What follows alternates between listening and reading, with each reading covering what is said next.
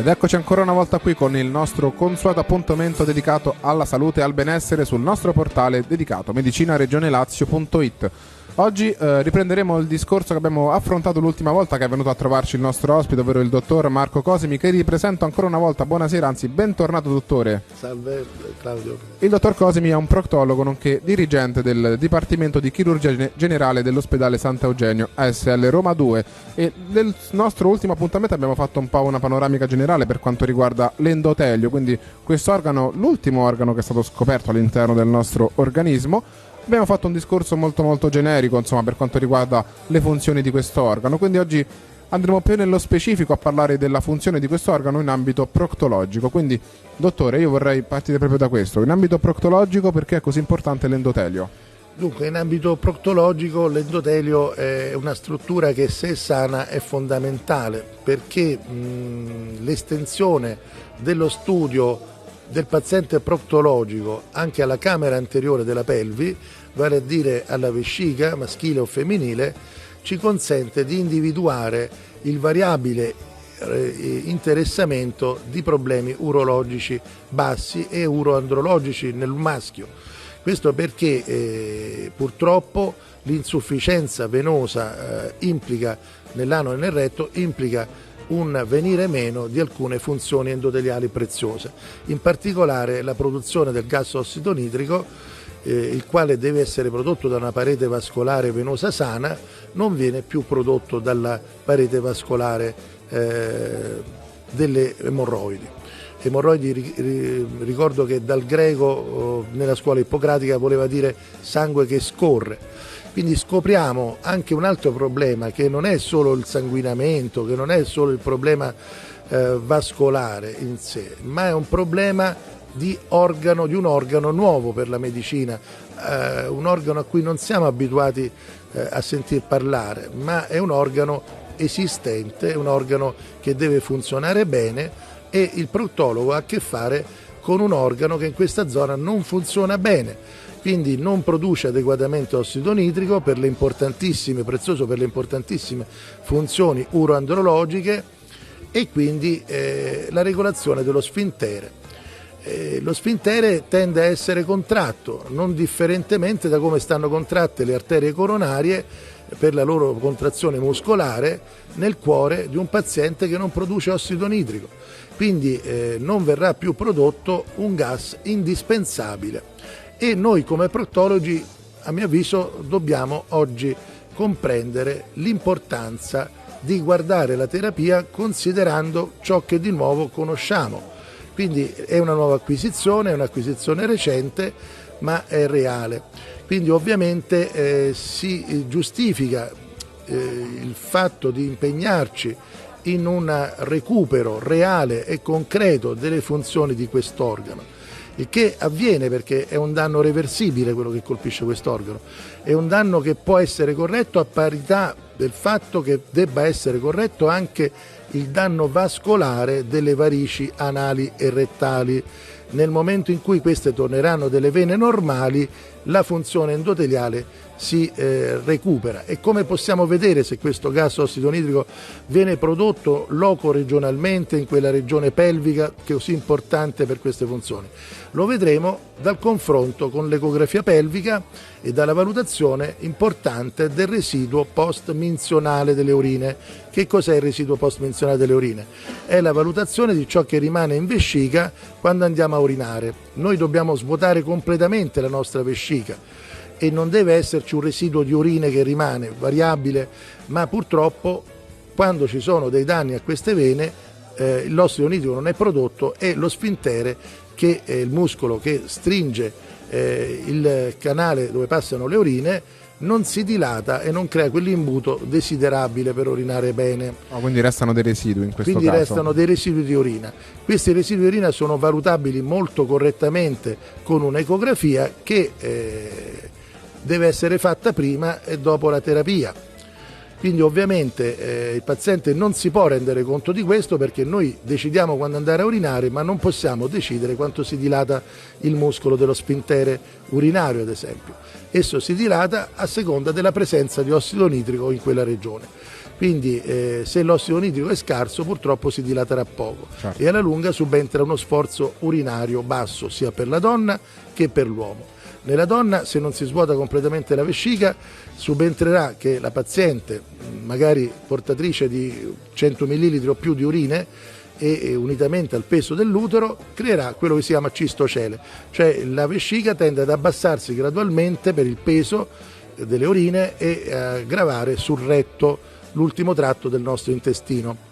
Nell'uomo invece ne pagano un po' troppo lo scotto la prostata, la quale in effetti non è poi così colpevole come si creda, essendo una ghiandola che tra la vescica e la prostata è situato un anello che è appunto l'anello sfinteriale, un anello muscolare molto delicato che deve potersi dilatare bene per consentire il passaggio delle urine.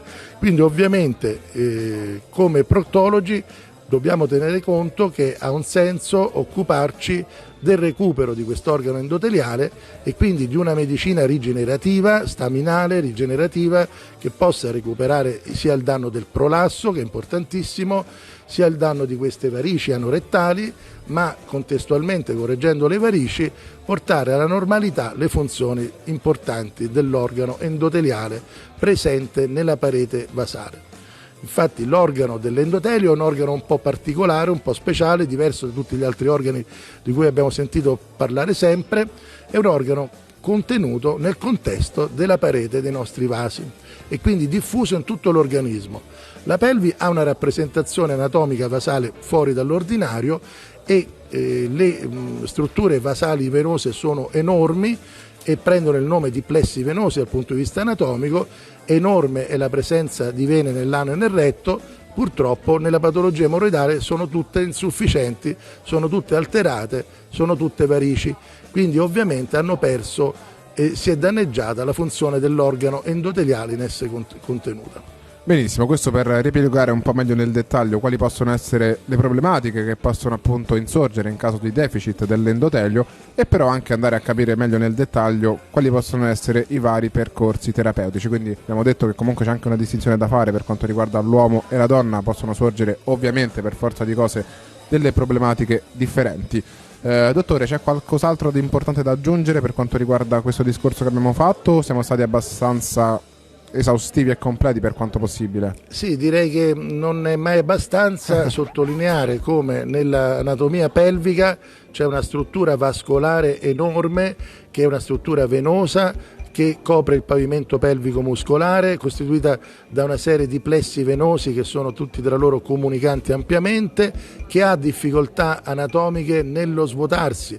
Infatti il movimento venoso avviene modulato dagli atti del respiro e purtroppo questa regione ha già di per sé difficoltà sue. Ovviamente rendersi conto che esistono delle emorroidi, come ci diceva Ippocrate, dal greco sangue che scorre, delle varici che stanno lì contenute nello spazio di scollamento chiamato prolasso della mucosa del retto, vuol dire fare diagnosi del fatto che l'organo endoteliale di queste vene non può essere sano, non può affatto funzionare ed è giusto impegnarci per i nostri pazienti e per il loro bene in una strada terapeutica di recupero sia delle preziose funzioni dell'organo endoteliale che macroscopicamente di queste varici che devono tornare normali unitamente alla correzione del prolasso. Perfetto, questo per chiudere la nostra, come dire, panoramica più completa possibile per quanto riguarda appunto l'endotelio. Quindi nel questo nostro secondo appuntamento abbiamo capito un po' meglio appunto la sua funzione e la sua importanza in ambito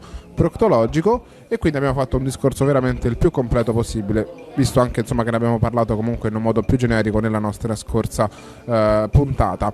Quindi dottore, io prima di lasciarla, come di consueto, ovviamente vado anche ad informare chi ci sta ascoltando riguardo i contatti utili per saperne un po' di più su di lei e sugli argomenti da noi oggi trattati. Quindi come sempre abbiamo 2 numeri di telefono, innanzitutto per contattare il dottor Cosimi in un modo un po' più diretto, quindi abbiamo innanzitutto un cellulare per WhatsApp in modo particolare, ovvero il 366 9905 005. C'è anche un numero di riferimento per lo studio, quindi un numero fisso ovviamente, ovvero lo 06 906 05 40. Mentre per quanto riguarda lo studio all'interno del quale trovare il dottor Cosimi, lo troviamo all'interno dello studio specialistico proctologico e di malattie del pavimento pelvico maschile e femminile, situato in via Nomentana numero 4 a Monterotondo, quindi in provincia di Roma.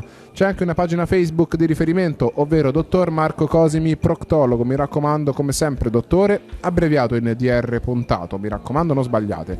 C'è anche un sito web di riferimento, anzi ben due siti di riferimento, ovvero il primo www.emorroidicure.it ed il secondo, ovvero www.marcocosimi.it.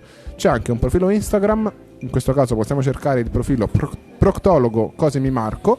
C'è anche un canale YouTube, quindi possiamo anche trovare dei video inerenti alle tematiche in questione, quindi sempre restando nell'ambito ovviamente proctologico, consultando il canale Marco Cosimi Proctologo. Abbiamo poi per ultimo anche un indirizzo mail, quindi possiamo anche scrivere al dottore attraverso l'indirizzo mail studio@marcocosimi.it.